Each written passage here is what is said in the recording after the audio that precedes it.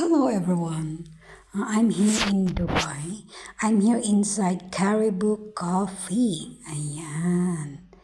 Kanina naglakad-lakad ako kanina guys. Naghahanap ko ng coffee shop. Kaso wala nga dito ng Starbucks. So dito ako napunta sa Caribou Coffee. Masarap naman ang mga coffee nila dito guys. Masarap din ang mga na bread na dito, mga tinapay. Parang same taste lang din ng Starbucks. So ayan. Habang naghintay ko sa tindera kasi ang tindera is so busy na. Ayan, magbabayad na si Lenium para bura pong naikwartahan ng kadama.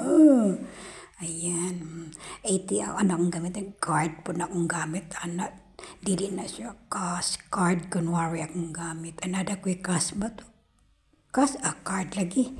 Card akong gigamit. Bura pong kwartahan ng kadama. Ayan, pay it by card. Wala kunuhay ko ay cash po na. May cash na kunuhay ko. Pero pa card para kunuhay. Sosyalan po. Ayan. Ano ba yung order? Just naman na siya cookies. Chocolate cookies. Ayan.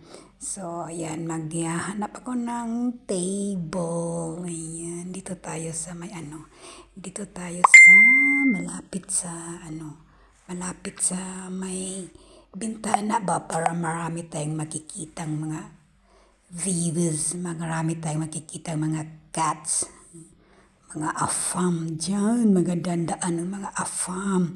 Kaya tuwing talaga ako guys, dito talaga ako malapit sa may highway. Ayan, kasi habang nagkakapi ka, ayan, may makikita ka mga afam dyan sa labas. Ayan ang cookies ko guys, chocolate cookies and caribou orange juice, fresh juice yan guys.